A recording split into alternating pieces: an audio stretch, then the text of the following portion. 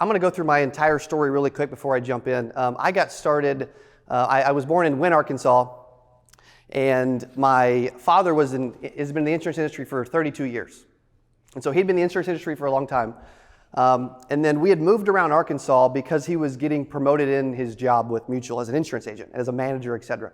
And what brought us to Springfield, Missouri is he became a general manager with Mutual of Omaha and had parts of 7 states.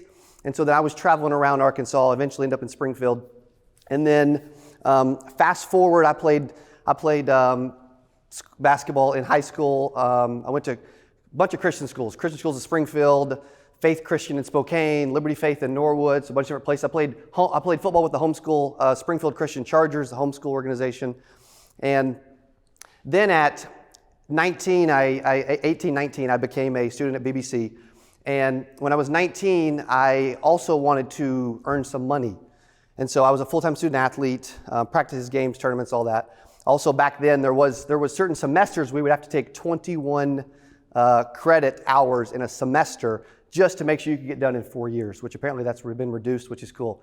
And so when I was playing basketball, I also was an intern at a local insurance office just down the road, Mutual of Omaha, and I was actually making cold calls out of a phone book for a veteran insurance agent at the time.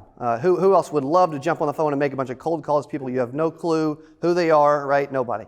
And so I made cold calls, and that was really how I learned the insurance industry and started to earn a little money. I think I was making like $8 an hour back then, okay? And so I wasn't earning any money, but I always had a vision and a dream of becoming a successful business person, earning a bunch of money. And so after being an intern for a while, when I was 20, at 20 years old, I went and got my insurance license and said, you know what, if some of these other people that are making some money can do this, I think I can too, right? And so then I went and got my insurance license, life and health. I actually failed the test twice, passed on my third try, and then I got into insurance. Again, I was still at school, still playing basketball, and at 20, I started selling insurance. And so I remember my first recruiting meeting that I went to. Okay, and there's 10 of us in the room. And so the manager says, all right, 9 of you, the manager says, okay, all 10 of you stand up. So we all stand up, we take a look around. And what he said next, he said, maybe one of you will make it. Because 92% of insurance agents fail in their first 3 years. And insurance is not like a super sexy career, but you're gonna learn today that it can become a little more attractive. And so all 10 of us stood up. He had 9 of us sit down, and he said, maybe one of you will make it in the insurance industry. And I'm a very competitive individual. I said, well, if there's going to be a one, I'm going to be the one. And so I'm big on goals, and I'll talk a little bit about goals today too. But I actually took out a pad and a pen, and I wrote down that even though I'm going to school, even though I'm playing basketball, even though I could naturally make the excuse I don't have any time, which a lot of you probably do a lot, and I did as well, by the way. But I wrote down, I will earn $100,000 my first year in the insurance business at 20 years old. And so when you set a target or a goal, no matter what it is in life, even if it's money, I believe in setting a target, but then I believe in breaking it down to where, okay, what do I have to do every day and every week to actually achieve this? And so when I set that goal, I figured out exactly what I need to do. And so I was selling life insurance. I was selling life insurance door to door from cold door knocking with no leads. And so I was literally going up to strangers' homes, knocking on their door to talk to them about their family getting money when they die, right? Which isn't the easiest thing to do. Okay, we got at least one chuckle, but it's not the easiest thing to do, right? And so I did a lot of that. I did so much of that over my first 8 months in the insurance industry at 20, I made $117,391.13 in my first 8 months while I went to school here, while I played basketball, while I supposedly don't have any time, while I was taking more credit hours than you guys are taking today, right? So why do I share that? Because I had a work goal that I wanted to achieve. Some of you have some goals you want to achieve. Maybe you don't even know what you want to do in life yet, right? But I would say it's a good time to start thinking about it. And so after that, I continued selling insurance for several years. I won a couple trips to like the World Series and some other trips, 5-star resorts and World Series multiple times and all that, back when I was consistently selling in my first couple of years. Then I sold insurance for several years. And then in December 29th of 2015, I started putting out videos to help the insurance industry on YouTube, because I was like, you know what, I know a thing or two about selling insurance. Most people don't make six figures their first year, let alone at 20 when they're in college, also a student athlete. I said, so if I can do that, I think other people can too. So I started putting up videos, and you can see we do videos every single day now. And over time, our brand has grown to where now we have hundreds of thousands of insurance agents around the world that consume our content, follow our stuff. We just hit 63,000 subscribers on our YouTube channel, and we're putting up content every single day. Well, over time though, it takes if you're ever wanting to build a personal brand, or maybe who would like to own their own business one day, by the way? I'm just curious.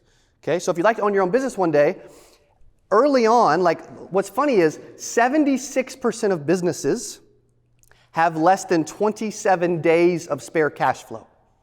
So what does that mean? Well, that means that literally 3/4 of every business has less than 4 weeks of cash available. So what does that mean? That means COVID happens, they don't earn any money for 4 weeks, and their business is closed, right? So knowing some of this stuff, right, and planning ahead and knowing how to attack your business is really important. So if you think about that, when you're thinking about starting your own business, I didn't actually plan on all the businesses that we have now. I just planned on putting content out on YouTube to help other insurance agents, thinking, okay, I know a thing or two about selling insurance. Maybe someone else will learn a thing or two along the way. Well, over time that started growing. People would reach out and they would say, hey, can you train me? Hey, can we join your team? Hey, where do you get your leads?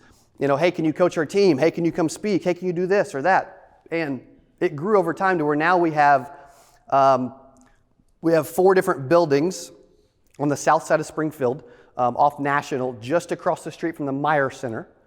And one of the buildings is a secure agent marketing company. We've got 40 staff that run that marketing company. I've got a business partner. That company, my business partner is projecting we'll do $27 million in annual revenue in that company this year.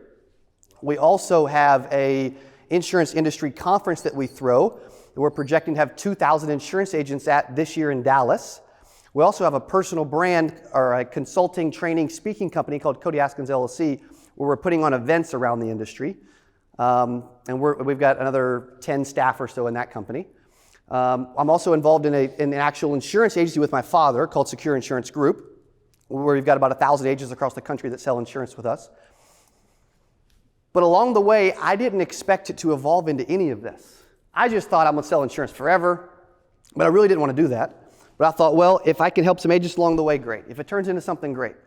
A lot of times too, though, if I'm just for the first year on YouTube, I had 351 subscribers, which is terrible. Okay, and most of you are on social media quite often, so you get that, right? After a year, most people would have quit, right? If the basketball team goes 0-12 to start the year, which this basketball team's, not to give them a big head, but this basketball team's a lot better than we were back then. But I can tell you, if the basketball team goes, if we go 0-12, we're going to start to lose some confidence, right? If you start a business and you're not having any success at all, it's going to affect your confidence. Well, I believe in showing up consistently and persistently no matter what. There's this book called Think and Grow Rich that I've read numerous times and going back through it in this month. And that book, again, Think and Grow Rich, talks about how if you have a target and you take enough persistent, continuous action, that you can achieve anything in life. And I truly believe that. Hey, if you enjoyed this, I got another one you're gonna love. It's right there. Click on it. See you in there. Thank you, Dallas. Ain't just Sherry. We about to be legend. Who wants to be legendary today? Come on now, right? Who wants to at some